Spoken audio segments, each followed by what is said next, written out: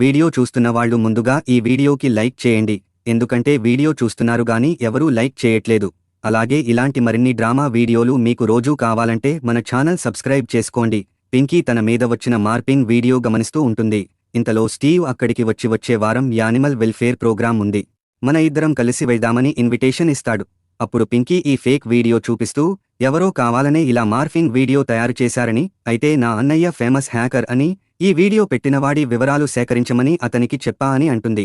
అప్పుడు ఈ కుర్రాడు, నేను కూడా నా సెక్రటరీతో ఇలాంటి వీడియోలు షేర్ చేసే వారి మీద లీగల్ చర్యలు తీసుకోమని చెప్పానని అంటాడు. నేను ఉండగా నీకు ఎలాంటి ఆపద రాదని పింకీకి హామీ ఇస్తాడు. అప్పుడు ఈమె అయినా నా మీద ఇంత పగ ఎవరికి ఉంటది, నాకు తెలిసి రోజీనే ఈ పని చేయించి ఉంటదని అంటుంది. అప్పుడు స్టీవ్ ఈమెను దగ్గరకు లాక్కుని, ఒకవేళ రోజీనే ఈ పని చేసినట్లయితే యానిమల్ వెల్ఫేర్ ప్రోగ్రాంకి వెడతాం కదా, అక్కడే ఆమెను బయటపెడదాం అని అంటాడు. ఆ తర్వాత పింకీ ప్రోగ్రాం దగ్గరికి వచ్చి స్టీవ్కు ఫోన్ చేయగా అతడి ఫోన్ పని చేయదు. అప్పుడు ఈమె, సరే స్టీవ్ లేకపోతేనే నాకు ఆ ఫేక్ వీడియో గురించిన డేటా మా అన్నయ్య ఈ పెన్ డ్రైవ్లో స్టోర్ చేసి ఇచ్చాడు. నాకు తెలిసి రోజీనే ఏఐ టెక్నాలజీ ఉపయోగించి వేరే వీడియోతో నా ఫేస్ పెట్టి స్వాప్ చేసి ఉంటుందని అనుకుంటుంది. ఇవాళ ఖచ్చితంగా దాని బండారం నేను అందరి ముందు బయటపెడతాను అని అంటుంది. అయితే అదే పార్టీకి రోజీ కూడా వస్తుంది. అప్పుడు చుట్టూ ఉన్న మిగతా అమ్మాయిలు రోజీ చాలా పవర్ఫుల్ బిజినెస్ ఉమన్ అని, స్టీవ్ లాంటి హ్యాండ్సమ్ వ్యక్తికి భార్య అవబోతుంది అంటూ ఈమెను పొగడ్తలతో ముంచేస్తారు. అలాగే వీళ్లంతా ముందు కొడుతూ ఉంటారు. అదే సమయంలో పింకీ అక్కడికి వస్తుంది. అప్పుడు అక్కడున్న వాళ్ళు, జంతువులను హింసించే మృగానికి ఈ పార్టీలో ఏం పని, ఈమె వీడియోలు ఇప్పటికే ఆన్లైన్ నిండా వైరల్ అవుతున్నాయి, ఇంకా సిగ్గులేకుండా ఇదెందుకు పార్టీకి వచ్చింది అని అంటారు. ఈమె జంతు ప్రేమికురాలుగా ముసుగు వేసుకుని జంతువులను హింసిస్తుంది అని తిడతారు. అందుకని అందరూ ఆ క్రూరురాలికి దూరంగా ఉండండి అని అంటారు. కానీ రోజీ ఇక్కడ జంతు ప్రేమికులకు మాత్రమే ఈ పార్టీ నిర్వహించబడుతుంది. కానీ ఈ చీడ పురుగు ఇక్కడికి ఎలా వచ్చిందో నాకు తెలియదు. సరేలే, ముందుగా మన పార్టీలో యానిమల్ వెల్ఫేర్ గురించి ప్రమోషనల్ వీడియో ప్లే చేస్తామని అంటుంది. అలాగే మనసులో నువ్వు కుక్కలను హింసించిన క్లిప్స్ కూడా లాస్ట్లో ప్లే చేసి అందరి ముందు నీ పరువు మళ్లీ తీస్తానని అనుకుంటుంది. అయితే పింకీ నా మీద వచ్చిన ఆ వీడియోలు అన్నీ కావాలనే ఎడిట్ చేసి పెట్టారు, అందుకని నేను వాటిని పట్టించుకోనని అంటుంది. అప్పుడు అక్కడున్న ఒక అమ్మాయి, ఎంత ధైర్యం ఉంటే ఇంత పొగరుగా మాట్లాడుతావు అంటూ ఇక్కడ నుండి వెళ్ళిపో అంటూ ఆమె డ్రెస్ మీద డ్రింక్ పోసేస్తుంది. అప్పుడు పింకీ, నేను ఈ పార్టీకి నన్ను ఇరికించిన వాళ్లను బయట పెడదామని వచ్చాను, నా పని పూర్తయ్యే వరకు ఇక్కడి నుండి వెళ్లనని చెప్తుంది. అప్పుడు రోజీ, సరే అందరూ ఇక్కడే ఉన్నారు కదా, చారిటీ ప్రమోషనల్ వీడియో ప్లే చేద్దాము అంటూ పెన్ డ్రైవ్ ఇస్తుంది. ఇంతలో పింకీ, నేను నా డ్రెస్ మార్చుకుని మళ్లీ వస్తానని వెళ్లిపోతుంది. అలాగే కావాలనే పెన్ డ్రైవ్ తీసుకువెళ్లే అమ్మాయిని గుద్దేస్తుంది.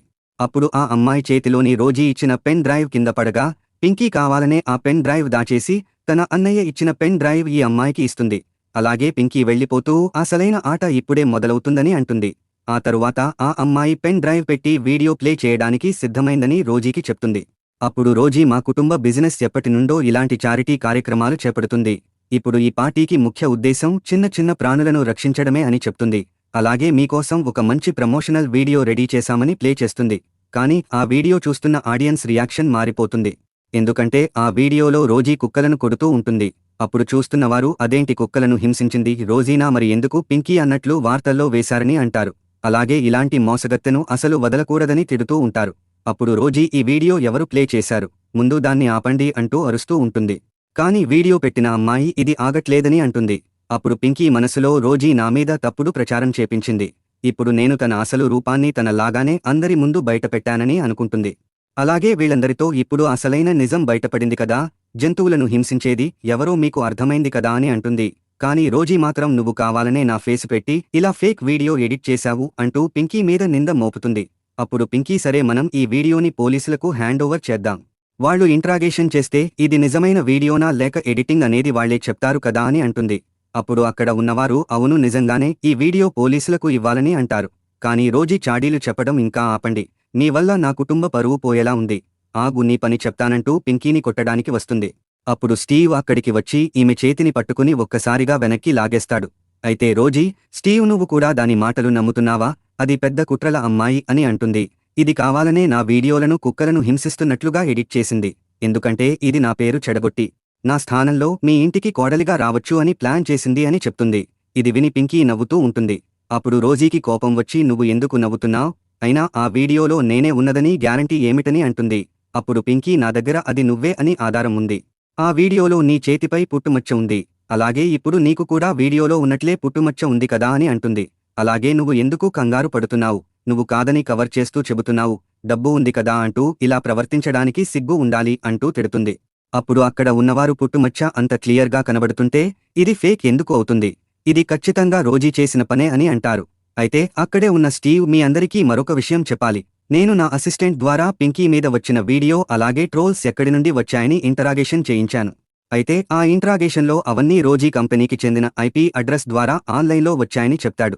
కానీ రోజీ అవేమీ నిజం కాదని చెప్తుంది. అయితే స్టీవ్ ఆధారాలు ఇంత క్లియర్గా ఉంటే నిజం కాదని ఎలా చెప్తున్నావని అంటాడు.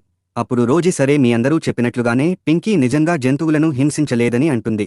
ఇంతలో అక్కడికి మరికొందరు వ్యక్తులు వస్తారు. వాళ్ళని చూసి రోజీ మీరంతా ఎవరని ప్రశ్నిస్తుంది.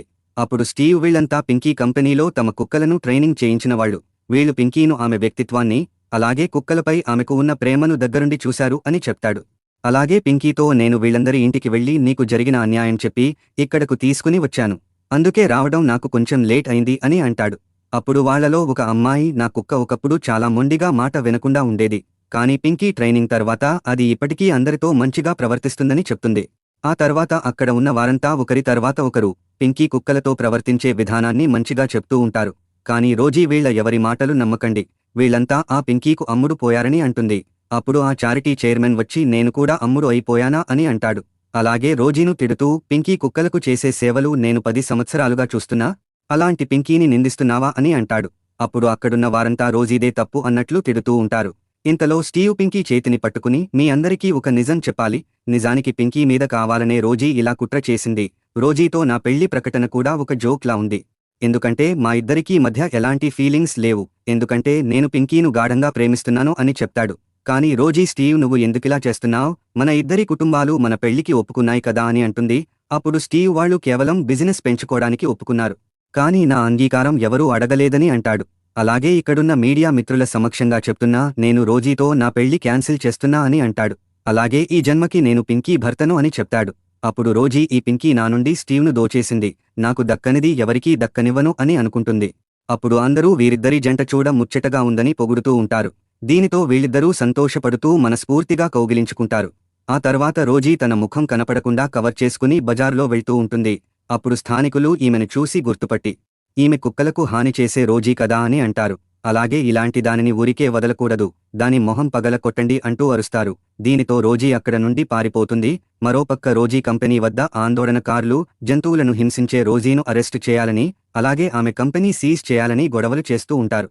ఇంతలో రోజీ ముసుగు వేసుకుని చాటుగా లోపలికి వెళ్లి తన తండ్రితో బయట లో క్లాస్ జనాలు మన కంపెనీ ముందు ఆందోళనలు చేస్తున్నారని చెప్తుంది. కానీ తండ్రి ఈమెపై విసుక్కుంటూ ఉంటాడు. దీనితో రోజీ ఏమైంది నాన్న అనగా నీ వల్ల మన కంపెనీకి బ్యాడ్ నేమ్ రావడంతో పాటుగా మన కంపెనీ షేర్స్ అన్నీ పడిపోయాయని చెప్తాడు. అలాగే నీ వల్ల మన కుటుంబ పరువు బూడిదలో పోసిన బీరులా అయ్యిందని అంటాడు. కానీ రోజీ ఇదంతా పింకీ వేసిన ప్లాన్, అది స్టీవ్ను పొందడానికి నన్ను ఇలా ఇరికించింది అని చెప్తుంది. మరోపక్క స్టీవ్ అమ్మ దగ్గరికి వెళ్లి నేను రోజీతో పెళ్లి క్యాన్సిల్ చేసినట్లు మీడియా ముందు చెప్పేశాను, ఇక నా జీవితం పింకీతోనే అని అంటాడు. అప్పుడు పింకీ ఆంటీగారు మీకు నేను నచ్చలేదు అని నాకు తెలుసు, కానీ ఇప్పుడు రోజీ వల్ల ఆమె కంపెనీ పూర్తిగా డౌన్ అయింది, ఆమెను మీరు స్టీవ్కి చేసుకున్న ఆ చెడ్డ పేరు మీకు కూడా వస్తుంది, దయచేసి మా ప్రేమను అర్థం చేసుకుని మమ్మల్ని ఆశీర్వదించండి అని అంటుంది. ఇది విని అమ్మకి కోపం వచ్చి నీకు ఎంత ధైర్యమే నాకే నీతులు చెప్తున్నావ్ అని సీరియస్ అవుతుంది. తర్వాత ఏమైందో అనేది చూడాలంటే ఈ వీడియో లైక్ చేసి పార్ట్ 11 అని కామెంట్ చేయండి. ఎక్కువ లైక్స్ వస్తే నెక్స్ట్ పార్ట్ త్వరగా పెడతాను. అలాగే ఇలాంటి మరిన్ని వీడియోల కోసం మన ఛానల్ సబ్స్క్రైబ్ చేసుకోండి.